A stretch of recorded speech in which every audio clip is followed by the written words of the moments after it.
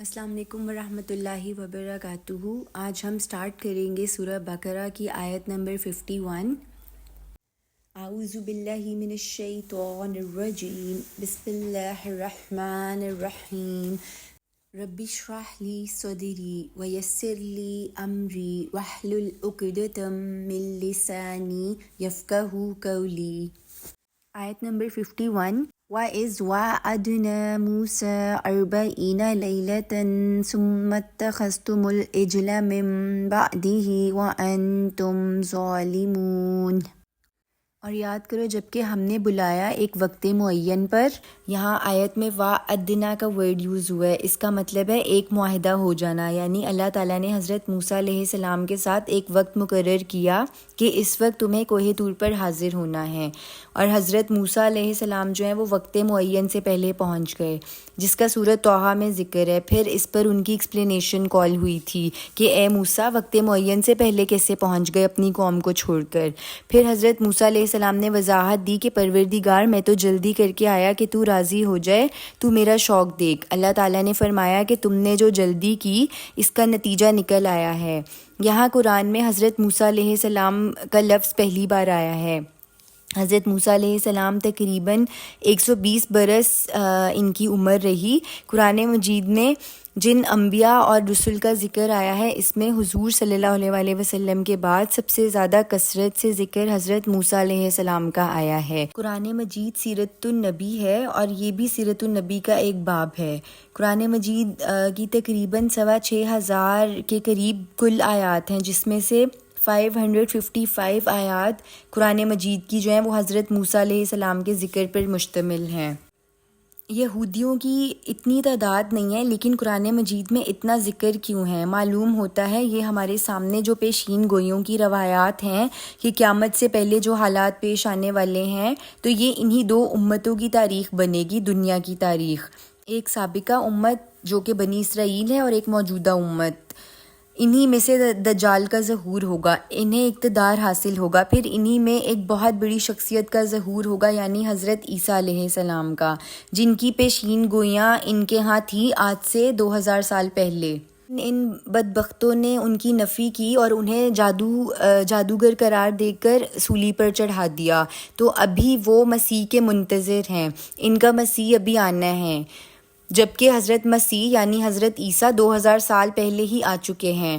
یہ تو ان کے نام پر ایک جھوٹا مسیح آئے گا، دجال، جس کو المسیحی دجال کہا گیا ہے۔ وہ جھوٹا دعویٰ کرے گا مسیح ہونے کا۔ پھر ان یہودیوں کو عروج حاصل ہوگا۔ احادیث میں موجود ہے کہ مسلمانوں کو بڑی شکست ان کے ہاتھوں ہوگی، بہت تباہیاں ہوں گی، خاص طور پر عرب کے مسلمانوں پر۔ عرب میں بہت تباہی ہوگی ان کے ہاتھوں۔ پھر اصل حضرت مسیح کا نزول ہوگا، وہ جو ہمارے اور عیسائیوں کے مشترک ہیں، یعنی کامن ہے۔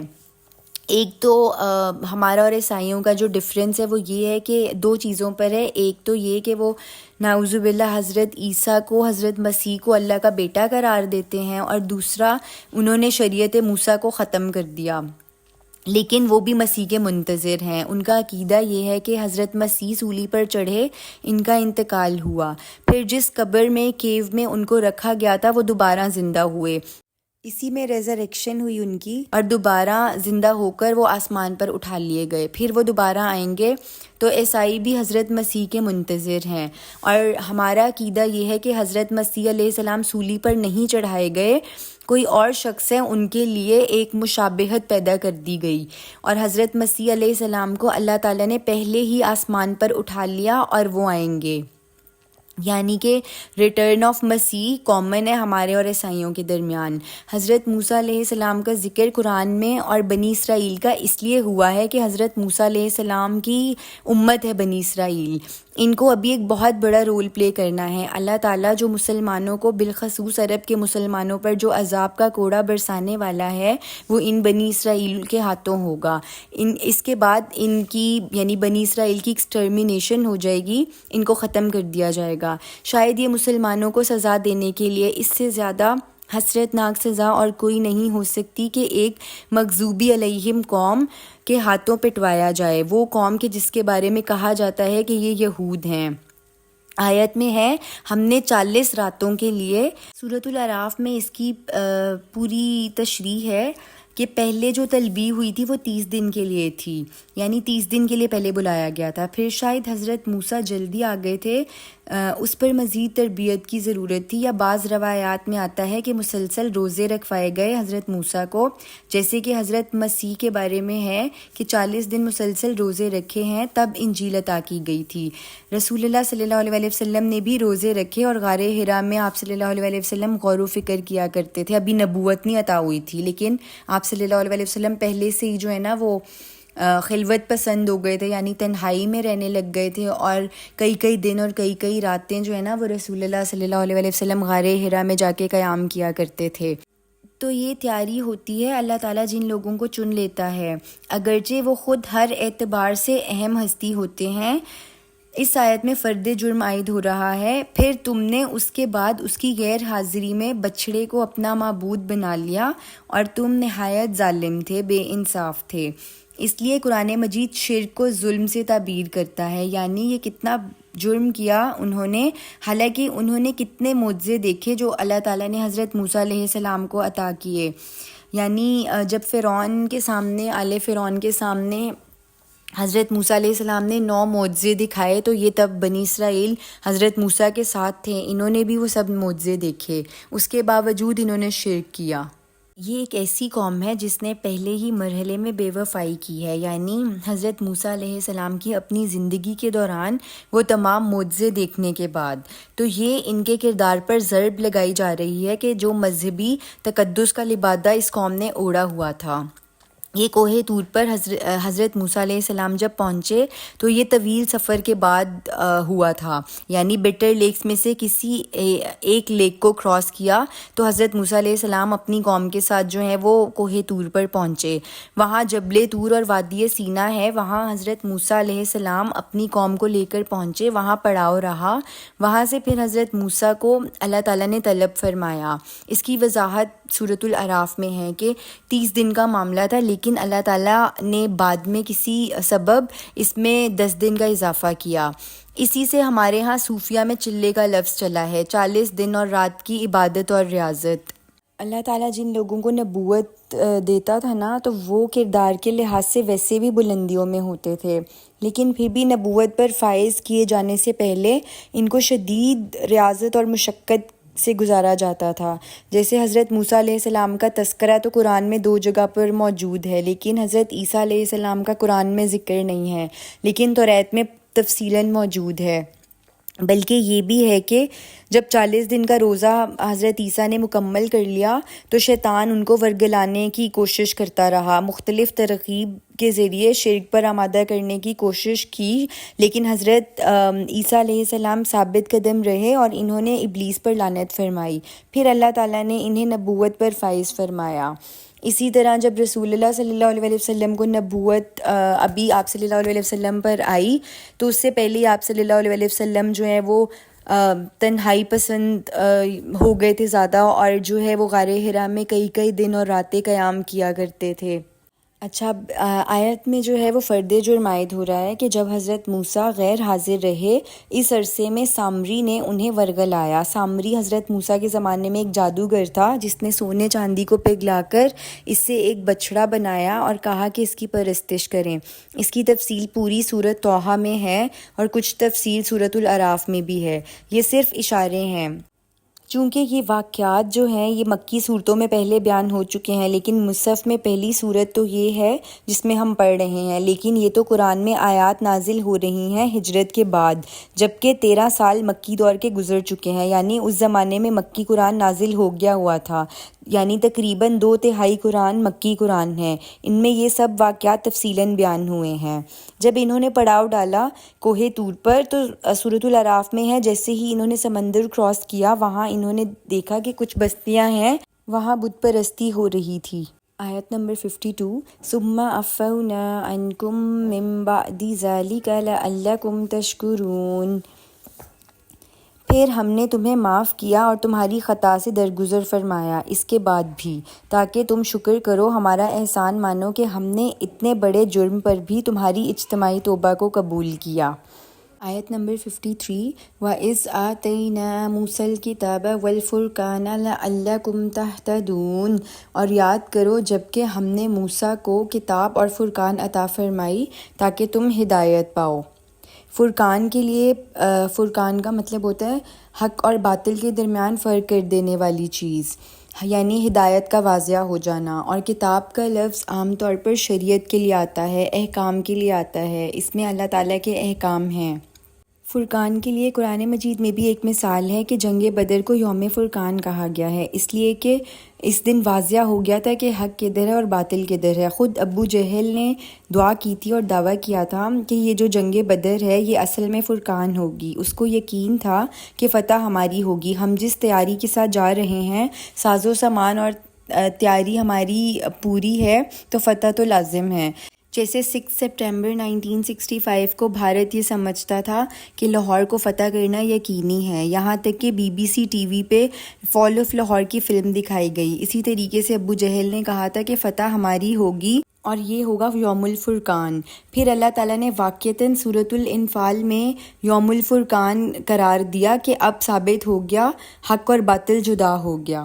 آیت نمبر 54 وَإِذْ قَالَ مُوسَىٰ لِقَوْمِهِ يَا قَوْمِ إِنَّكُمْ ظَلَمْتُمْ أَنفُسَكُمْ بِاتِّخَاذِكُمُ الْعِجْلَ فَتُوبُوا إِلَىٰ بَارِئِكُمْ فَاقْتُلُوا أَنفُسَكُمْ ذَلِكُمْ خَيْرٌ لَكُمْ عِندَ بَارِئِكُمْ فَتَابَ عَلَيْكُمْ إِنَّهُ هُوَ التَّوَّابُ الرَّحِيمُ۔ یاد کرو جب کہ کہا تھا موسیٰ نے اپنی قوم کے لوگوں سے کہ اے میری قوم کے لوگوں، تم نے اپنی جانوں پر بڑا ظلم کیا ہے اس بچڑے کو معبود بنا کر، تو اب توبہ کرو اپنے خالق اور پیدا کرنے والے کی جناب میں، تو قتل کرو اپنے آپ کو، یہی بہتر ہے تمہارے لیے تمہارے خالق اور تمہارے پیدا کرنے والے کے نزدیک، تو اس نے تمہاری توبہ قبول فرمائی، یقیناً وہ بہت توبہ کا قبول فرمانے والا، بہت رحم فرمانے والا ہے۔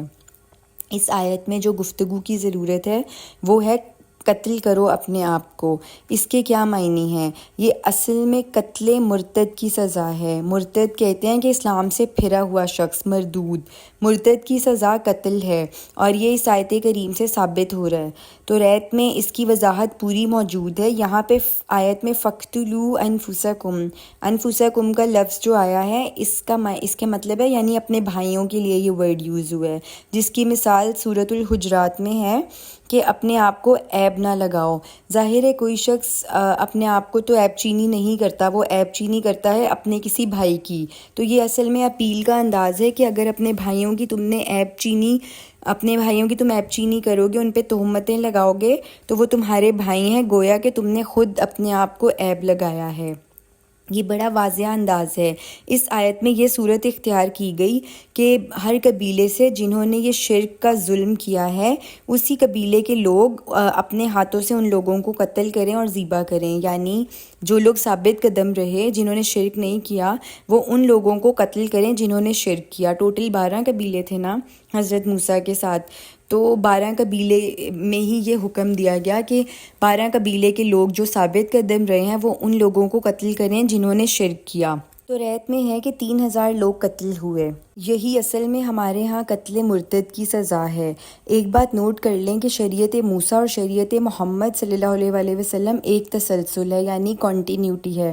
جہاں تک توحید کا سوال ہے، ایمان کا سوال ہے، وہ تو ہے ہی ہے، یعنی تسلسل، یعنی ایمان باللہ، ایمان بالآخرت، ایمان بالبعد الموت، ایمان بالکتب، ایمان بالرسل، یہ سب کا سب ایک ہے، لیکن شریعتیں دو ہیں، شریعت موسیٰ اور شریعت محمد صلی اللہ علیہ وسلم۔ اس میں جہاں جہاں فرق ہوا، قرآن نے اس فرق کو واضح کیا۔ ایک اور بات نوٹ کریں کہ شریعت موسیٰ کے کسی جز کو جس کو رسول اللہ صلی اللہ علیہ وسلم نے برقرار رکھا، تو یہ چاہے قرآن میں جو ہے وہ صراحت سے اس کا ذکر ہو یا نہ ہو، حضور صلی اللہ علیہ وسلم کی سنت اور عمل کی بنیاد پر وہ شریعت موسیٰ کا تسلسل جو ہے وہ شریعت محمدی صلی اللہ علیہ وسلم میں برقرار رہے گا۔ اس کو میں آپ کو ایسے سمجھاتی ہوں کہ دیکھیں شریعت موسیٰ جو ہے نا وہ چلتی آ رہی ہے، اب اس میں کچھ احکام جو ہیں وہ اللہ تعالیٰ نے جیسے جیسے نبی صلی اللہ علیہ وسلم پر وحی آتی تھی، تو جو احکام اللہ تعالیٰ جو احکام بدلنے ہوتے تھے تو وہ قرآن میں آ جاتے تھے۔ یعنی جو چیزیں تبدیل کر دی گئیں وہ صراحت کے ساتھ قرآن میں مذکور ہو گئیں، یعنی ان کا ذکر قرآن میں آ گیا، لیکن جو چیزیں کہ نہیں صراحت کے ساتھ مذکور تو وہی شریعت موسیٰ کا تسلسل ہے، یعنی کہ ان میں وہی شریعت موسیٰ چلی آ رہی ہے۔ شریعت موسیٰ میں ایک اور سزا بھی ہوتی تھی کہ شادی شدہ زانی اور زانیہ جو ہیں ان کی سزا حد رجم ہے، یعنی کہ ان کے اوپر پتھراؤ کیا جاتا تھا، پتھروں سے ان کو مارا جاتا تھا۔ تو یہ حکم قرآن میں نہیں ہے لیکن شریعت موسیٰ میں ہے۔ تو جس طرح قرآن میں جو چیزیں مذکور نہیں ہیں اور تو اس کا مطلب ہے شریعت موسیٰ سے وہ چلی آ رہی ہیں، اسی میں قتل مرتد ہے اور اسی میں شادی شدہ زانی اور زانیہ کی سزا حد رجم ہے۔ آیت نمبر 55 وَإِذْ قُلْتُمْ يَا مُوسَىٰ لَن نُّؤْمِنَ لَكَ حَتَّىٰ نَرَى اللَّهَ جَهْرَةً فَأَخَذَتْكُمُ الصَّاعِقَةُ وَأَنْتُمْ تَنظُرُونَ۔ اور یاد کرو جب کہ تم نے کہا تھا اے موسیٰ ہم تمہارا ہرگز یقین نہیں کریں گے جب تک ہم اللہ کو سامنے نہ دیکھ لیں، تو تمہیں آ پکڑا ایک کڑک نے اور تم دیکھ رہے تھے، یعنی تمہارے دیکھتے ہی دیکھتے یہ سب ہوا کہ فوری طور پر ایک زلزلہ آیا ہے۔ یہ تمام تفصیل سورۃ الاعراف میں آئے گی۔ اچھا یہاں میں ذرا سا بیان کر دوں کہ جب یہ واقعہ ہو چکا تو پھر حضرت موسیٰ علیہ السلام نے 70 افراد جنہوں نے شرک کیا تھا ان میں سے 12 قبیلوں میں سے 70 افراد کو چنا اور پھر وہ کوہ طور پر اجتماعی توبہ کرنے گئے کہ پروردگار ہماری خطا معاف کر دے، جو غلطی ہوئی تھی تیرے حکم کے مطابق ہم نے قتل مرتد کی حد بھی نافذ کر دی، یعنی 3000 اپنے آدمیوں کا خون بھی بہا دیا، اب ہم پر رحم فرما، اب مزید ہم پر اس جرم کی کوئی سزا یا مستقبل میں نافذ نہ ہو۔ یہ سارا ڈیٹیل جو ہے وہ سورہ اعراف میں آئے گا۔ پھر حضرت موسیٰ جو ہیں وہ ان جو 70 افراد تھے ان میں سے چنے ہوئے تھے، یعنی جنہوں نے شرک کیا تھا، تو ان میں سے یہ 70 افراد کو حضرت موسیٰ دامن طور پہ چھوڑ کے تو ذرا اور اوپر گئے، وہاں پر ایک مکالمہ ہوا ان کا اللہ تعالیٰ کے ساتھ۔ معلوم ہوا کہ اس کے لیے بھی اللہ تعالیٰ نے کوئی وقت معین کیا تھا کہ اپنی قوم کے سرکردہ 70 افراد کو لے کر آؤ۔ حضرت موسیٰ علیہ السلام نے ان کو چنا جب ان کو آ پکڑا ایک کڑک نے کہ ان کے اوپر ایک کپکپی طاری ہو گئی، تو حضرت موسیٰ علیہ السلام نے عرض کیا پروردگار اگر تو چاہتا مجھے اور میری قوم کو پہلے ہی ہلاک کر دیتا، کیا تو اب ہمیں ہلاک کر رہا ہے ہم سب کو ہمارے کچھ بے وقوفوں کے سزا کے طور پہ؟ نہیں ہے مگر یہ کہ تیری طرف سے ایک آزمائش ہے، اس کے ذریعے سے تو جس کو چاہتا ہے گمراہ کر دیتا ہے اور جس کو چاہتا ہے ہدایت دیتا ہے۔ یقیناً تو ہی ہمارا ساتھی ہے، مددگار ہے، پس ہمیں بخش دے اور ہم پر رحم فرما، یقیناً تو بہترین بخشنے والا ہے، اور طے فرما دے ہمارے لیے اس دنیا کی زندگی میں بھی بھلائی کا اور آخرت میں بھی، ہم تیری جانب رجوع کر رہے ہیں، توبہ کر رہے ہیں۔ اللہ تعالیٰ نے فرمایا جہاں تک میرے عذاب کا تعلق ہے وہ تو میں دوں گا جس کو چاہوں گا، باقی میری رحمت جس کا تم سوال کر رہے ہو، ایک تو ہے میری عام رحمت جو کہ ہر شے میں شامل ہے، ہر شے کو شامل ہے، تمام مخلوقات کا وجود میری رحمت کے طفیل ہے، میری ہی رحمت ہے جو سب کو اپنی ضروریات باہم پہنچ رہی ہیں۔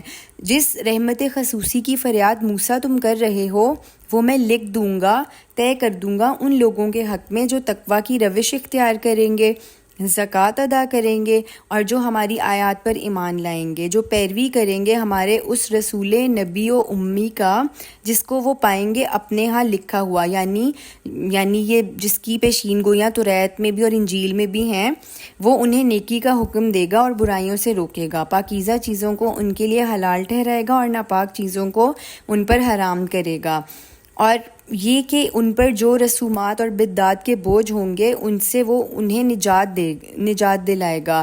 تو جو لوگ اس پر ایمان لائیں گے، اس کی تعظیم کریں گے اور ان کی مدد کریں گے اور پیروی کریں گے، اتباع کریں گے اس نور کا جو ان کے ساتھ نازل کیا جائے گا، یعنی قرآن کا، وہی ہوں گے فلاح پانے والے۔ اس کے بعد اسی صورت میں آیت ہے اے نبی صلی اللہ علیہ وآلہ وسلم آپ اب کہہ دو وہ رسول نبی و امی میں ہوں جس کے بارے میں موسیٰ سے اللہ تعالیٰ کا معاہدہ ہوا تھا کہ رحمت خصوصی کے حقدار وہی ہوں گے جو میرے رسول نبی و امی پر ایمان لائیں گے۔ تو یہ ہے وہ مکالمہ جس کا یہاں پہ تذکرہ ہو رہا ہے صرف ایک جملے میں، کہ ان کے اوپر کپ کپی طاری کی اللہ تعالیٰ نے، خاص اپنے جلال کا یعنی اپنے غصے کا اظہار کیا۔ آیت نمبر 56، ثم بعثناکم من بعد موتکم لعلکم تشکرون، تمہارے دیکھتے ہی دیکھتے تم پر ایک موت طاری کر دی، پھر ہم نے تمہیں دوبارہ زندہ کر دیا تمہاری موت کے بعد تاکہ تم شکر کرو۔ یعنی یہ اس کپ کپی جو پچھلی آیت میں کپ کپی کی بات ہوئی ہے، اس کپ کپی سے معلوم ہوتا ہے کہ موت سی کیفیت طاری ہو گئی، لیکن مفسرین کی رائے ہے کہ یہاں موت سے مراد بے ہوشی ہے، اس لیے کہ نیند اور موت میں مشابہت ہے، لیکن یہاں پہ اس آیت میں موت کے لفظ پہ زور دیا گیا ہے، یعنی زور معلوم ہوتا ہے، اور ہمیں پتہ ہے کہ اللہ تعالیٰ کی قدرت سے کوئی چیز بعید نہیں ہے۔ اسی صورت میں آگے چل کر آئے گا کہ حضرت عزیر علیہ السلام پر 100 سال تک ان پر اللہ تعالیٰ نے موت طاری رکھی، اس کے بعد انہیں جگا دیا۔ اللہ کے لیے مشکل نہیں ہے، 300 سال تک اصحاب کہف سوئے رہے، یعنی اللہ تعالیٰ نے ان پہ موت نہیں طاری کی لیکن سوئے رہے، یعنی یہ بھی صرف اللہ ہی کر سکتا ہے۔ تو معلوم ہوتا ہے کہ عارضی طور پر ان پر موت وارد ہوئی اور اس کے بعد پھر اللہ تعالیٰ نے انہیں اٹھا دیا۔ آیت نمبر 57، وَظَلَّلْنَا عَلَيْكُمُ الْغَمَامَ وَأَنزَلْنَا عَلَيْكُمُ الْمَنَّ وَالسَّلْوَىٰ كُلُوا مِن طَيِّبَاتِ مَا رَزَقْنَاكُمْ وَمَا ظَلَمُونَا وَلَٰكِن كَانُوا أَنفُسَهُمْ يَظْلِمُونَ، اور ہم نے تم پر سایہ کیا بدلی کا، ابر کا، اور تم پر نازل کیا من و سلویٰ، ہم نے کہا کھاؤ ان پاکیزہ چیزوں کو جو ہم نے تم کو عطا کی ہیں، اور انہوں نے ہمارا کچھ نہیں بگاڑا بلکہ وہ تو اپنی ہی جانوں پر ظلم ڈھاتے رہے۔ اب یہ من و سلویٰ کا جو خصوصی ان پر اللہ تعالیٰ کا انعام ہوا، یعنی من و سلویٰ ان کو خصوصی اللہ تعالیٰ نے عطا کیا تھا، یعنی جس طویل سفر کے بعد جب وہ کوہ طور پر آئے تو اب پتہ ہی نہیں کتنا وہ طویل سفر، کتنا عرصہ اس میں گزرا ہوگا۔ اس میں مختلف مراحل آئے، جن میں سے 2 کا تذکرہ یہاں ہے۔ ایک تو شدت کی دھوپ تھی وہاں پہ، اس لیے اللہ تعالیٰ نے ان کے لیے ایک خاص اہتمام فرمایا۔ وہاں بادل تھے جو ان کے ساتھ ساتھ چل رہے تھے، جہاں جہاں وہ چل رہے تھے اوپر بادلوں کا سائبان بھی ساتھ ساتھ چل رہا تھا تاکہ انہیں دھوپ کی شدت سے نجات ملے۔ اور غذاق کا سامان جو اللہ تعالیٰ نے فراہم کیا وہ 2 شکلوں میں تھا۔ من کہتے ہیں جیسے رات کے وقت اوس اور شبنم کے قطرے ہوتے ہیں، ایسے ہی فضا سے کوئی چیز زمین پر گرتی تھی، اور پھر صبح کے وقت سورج نکلنے سے پہلے جب ذرا ٹھنڈا وقت ہوتا تھا وہ جم جاتی تھی۔ یہ جیسے دھنیے کے بیج ہوتے ہیں اسی طرح کی کوئی چیز ہوتی ہے، اور اس کے اندر اللہ تعالیٰ نے وہ سارے کاربوہائیڈریٹس جو انسان کی غذا کے لیے ضروری ہیں وہ اللہ تعالیٰ نے فراہم کیے۔ یہ میٹھی ہوتی تھی بہت من، اس کو وہ لوگ جمع کر لیتے تھے اور پیستے تھے، اور وہ ان کے لیے اناج کی ضرورت مطلب اناج کی جو ضرورت تھی وہ اللہ تعالیٰ نے ان کی اس طرح سے پوری فرمائی۔ اور سلوا یہ بٹیر کی قسم کا ایک پرندہ تھا، اس کے جھنڈ آتے تھے اور خود ہی ان کے قدموں میں گرتے تھے، جن کو پکڑنا بہت آسان تھا۔ اس سے اللہ تعالیٰ ان کی پروٹین کی سپلائی جو ہے وہ پوری کرتا تھا، یعنی پروٹین کی جو نیڈ تھی وہ پوری کرتا تھا۔ یہ دونوں چیزیں اللہ تعالیٰ نے ان پر خصوصی احسان فرمایا۔ آگے آیت میں ہے کھاؤ جو پاکیزہ چیزیں ہم نے تمہیں دیں، اور انہوں نے ہمارا کچھ نہیں بگاڑا بلکہ وہ اپنی ہی جانوں پر ظلم کرتے رہے۔ اب یہاں پہ اس کی وضاحت نہیں ہے، لیکن اکثر مفسرین اور توریت کے حوالے سے جب تفسیر کی گئی تو اس میں بیان کیا گیا ہے کہ ان کو روک دیا تھا کہ اس کی ہولڈنگ نہ ہو، یعنی من و سلوہ کو جمع نہ کیا جائے۔ روز کا روز جو اللہ تعالیٰ دے رہا ہے اس کو کھا لو، اپنی ضرورت پوری کر لو۔ انہوں نے چوری چھپے اس کو جمع کرنے کی کوشش کی، اس پر اللہ تعالیٰ کی طرف سے اظہار ناراضگی ہوا۔ یہ اس طرف اشارہ کیا جا رہا ہے کہ ہمارا کچھ نہیں بگاڑا انہوں نے، بلکہ وہ اپنی ہی جانوں پر ظلم کرتے رہے۔ آیت نمبر 58، وَإِذْ قُلْنَا ادْخُلُوا هَٰذِهِ الْقَرْيَةَ فَكُلُوا مِنْهَا حَيْثُ شِئْتُمْ رَغَدًا وَادْخُلُوا الْبَابَ سُجَّدًا وَقُولُوا حِطَّةٌ نَغْفِرْ لَكُمْ خَطَايَاكُمْ وَسَنَزِيدُ الْمُحْسِنِينَ۔ اور یاد کرو جب کہ ہم نے کہا کہ داخل ہو جاؤ اس بستی میں، اس شہر میں. یہ بس اشارہ کر کے کہا گیا تھا ان لوگوں کو. یہ بالکل اسی طرح کی بات ہے کہ جیسے اشارہ کر کے جنت میں حضرت آدم کو کہا گیا تھا کہ اس درخت کے قریب نہ جانا، مطلب ایک درخت معین جو کر دیا گیا تھا. یہ بس اسی طرح ہے کہ وہ اشارہ کر کے جو ہے ایک شہر معین کر دیا گیا تھا. لیکن مفسرین کو اس کی بہت تحقیق کرنی پڑی کہ یہ شہر کون سا تھا.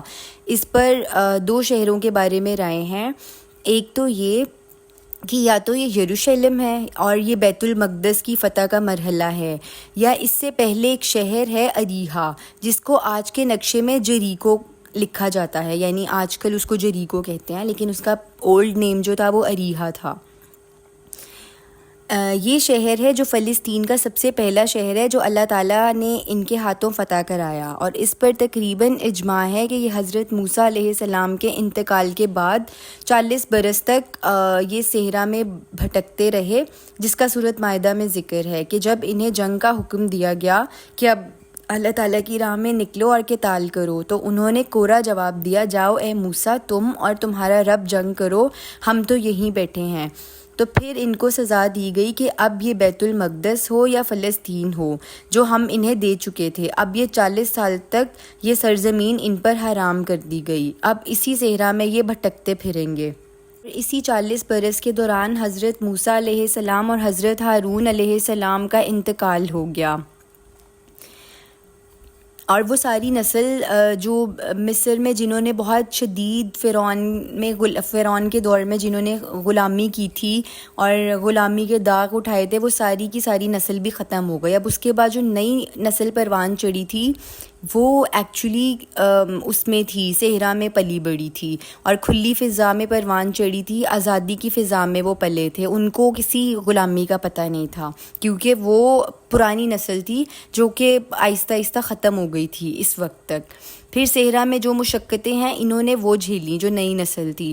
اب حضرت موسیٰ علیہ السلام کے جو جانشین ہیں یہ صراحت کے ساتھ کہیں موجود نہیں ہے کہ وہ انبیاء میں سے بھی ہیں کہ نہیں، لیکن بعض حضرات انہیں نبی قرار دیتے ہیں. ان کا نام ہے یوشع ابن نون، اور توریت میں ان کا نام جوشوا ہے، لیکن عربی میں ان کا نام یوشع ابن نون ہے. انہی کا ذکر ہے سورۃ الکہف میں، جب حضرت موسیٰ علیہ السلام کے جو ساتھی تھے، یہ نوجوان ان کے ساتھی تھے جو سفر میں ان کے ساتھ جا رہے تھے، اور جہاں ان کی ملاقات حضرت خضر رضی اللہ عنہ سے ہوئی. تو یہ خلیفہ اول تھے حضرت موسیٰ علیہ السلام کے. پھر جو نئی نسل تھی اس صحرا میں اس نے جہاد کیا، اور پہلا شہر جو فتح ہوا وہ اریحا یا جریکو تھا. تو اللہ تعالیٰ اس کا ذکر فرما رہے ہیں، اور یاد کرو جب کہ ہم نے تم سے کہا تھا کہ داخل ہو جاؤ اس بستی میں، یعنی فاتح کی حیثیت سے، کیونکہ وہ شہر تو فتح ہوا تھا، اللہ تعالیٰ نے ان کو کامیابی دی تھی، اور اب وہاں سے کھاؤ جہاں سے چاہو بافراغت، اور داخل ہو دروازے میں سجدہ کرتے ہوئے. اچھا، اب یہاں پہ سجدے سے مراد یہ نہیں ہے کہ زمین پہ اپنی پیشانی ٹیکنا، یعنی سجدے سے مراد ہے جھکنا. رکوع کے لیے بھی سجدے کا لفظ آتا ہے، جیسے کہ حضرت ابراہیم علیہ السلام کے بارے میں آتا ہے کہ انہوں نے سجدہ کیا جب فرشتے آئے تھے ملنے کے لیے، یعنی وہ جھک کے ملے تھے. تو یہ بھی اس وقت کا ایک انداز ہوتا تھا. تو یہاں اس سے مراد ہے کہ دروازے میں فاتحانہ داخل ہو تو تمہاری گردنیں غرور سے اکڑی ہوئی نہیں ہونی چاہیے، بلکہ تمہارا جو طرز عمل ہے وہ دنیا والوں سے مختلف ہونا چاہیے، کیونکہ تم ایک رسول کی امت ہو، تمہاری تربیت ہوئی ہے. جیسے کہ رسول اللہ صلی اللہ علیہ وسلم میں بھی جب فتح مکہ کے موقع پر بحیثیت فاتح داخل ہوئے تو آپ صلی اللہ علیہ وسلم کی گردن اتنی جھکی ہوئی تھی کہ جس سواری پر آپ صلی اللہ علیہ وسلم تھے اس کی گردن کے ساتھ آپ صلی اللہ علیہ وسلم کی جو پیشانی ہے نا، ماتھا، وہ ٹچ کر رہا تھا. تو اللہ کے سامنے عاجزی کے ساتھ داخل ہونا جھک کر، اور تمہاری زبان پر استغفار ہونا چاہیے، یعنی تمہارے انداز سے عاجزی جو ہے وہ معلوم ہونی چاہیے اور عاجزی کا اظہار ہونا چاہیے، اور تمہاری زبان پر استغفار ہونا چاہیے، تو ہم بخش دیں گے تمہاری خطاؤں کو. اور جو تم میں سے ہیں محسنین، یعنی احسان کا درجہ احسان کرنے والے، محسنین یعنی جو لوگ نیکی اور تقوی میں بلند ہیں، تو ہم ان کو اور فضل و کرم سے نوازیں گے. یعنی جو محسنین ہیں تو اللہ تعالیٰ کہہ رہے ہیں کہ ان کے اوپر ہم اور زیادہ فضل و کرم کریں گے. آیت نمبر 59 فَبَدَّلَ الَّذِينَ ظَلَمُوا قَوْلًا غَيْرَ الَّذِي قِيلَ لَهُمْ فَأَنزَلْنَا عَلَى الَّذِينَ ظَلَمُوا رِجْزًا مِّنَ السَّمَاءِ بِمَا كَانُوا يَفْسُقُونَ۔ تو بدل ڈالا ان میں سے ظالموں نے، یعنی سب کے سب نہیں، کچھ ظالموں نے، یعنی انہوں نے اس کا مذاق اڑایا۔ پھر ہم نے اتارا ظلم کرنے والوں پر ایک بڑا عذاب آسمان سے بسبب اس نافرمانی کے جو انہوں نے کی۔ اچھا، یہ جو بنی اسرائیل کے لوگ تھے نا، یہ ان کی نا ایک خاص عادت تھی کہ یہ لفظوں کے معنی جو ہے نا وہ بدل دیتے تھے، یعنی لفظوں کو بدل لیتے تھے۔ اور اس کی ایک مثال آگے بھی آئے گی، اسی صورت میں آئے گی۔ اور یہاں پر بھی پچھلی آیت میں ورڈ یوز ہوا تھا حتتن، یعنی حتتن کا مطلب ہے داخل ہونا، یعنی استغفار کرتے ہوئے داخل ہونا۔ لیکن اس میں سے جو ظالم تھے انہوں نے کیا کیا کہ اس کو جو ہے نا بدل دیا، اس کو حتتن کی بجائے انہوں نے کہا ہنتتن، یعنی اس کا مطلب ہے کہ ہمیں تو گیہوں چاہیے۔ گیہوں آئی تھنک ویٹ ہوتی ہے، گندم کی طرح کا کچھ ہوتا ہے۔ تو اگلے رکوع میں یہ بات آ جائے گی کہ من و سلوہ کھاتے کھاتے جو ہے وہ بنی اسرائیل کی طبیعتیں بھر گئی تھیں، یعنی ایک چیز کھا کھا کر وہ اکتا گئے تھے، اور اب وہ کہہ رہے تھے کہ اب ہمیں زمین کی پیداوار میں سے کوئی چیز کھانے کو ملنی چاہیے۔ تو اس خواہش کا اظہار ان کی زبانوں پر ہنتتن کی صورت میں آ گیا، یعنی انہوں نے اس آیت میں، پچھلی آیت میں تھا کہ تم استغفار کرتے ہوئے داخل ہونا، اور انہوں نے اس کو تبدیل کر دیا ہنتتن سے۔ تو اس طرح انہوں نے اللہ تعالیٰ کی جو احکام ہیں ان کا مذاق اڑایا۔ اسی طرح شہر میں سجدہ ریز داخل ہونے کی بجائے انہوں نے جو ہے وہ یہ بات کا شور ڈالنا شروع کر دیا کہ ہمیں گیہوں چاہیے۔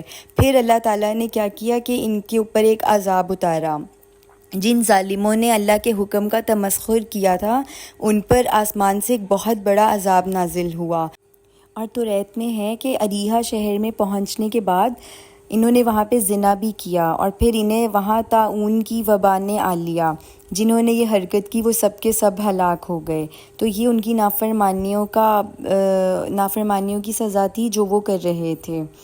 اور ہمارا چھٹا رکوع جو ہے وہ کمپلیٹ ہو گیا الحمدللہ۔ بارک اللہ فیکم۔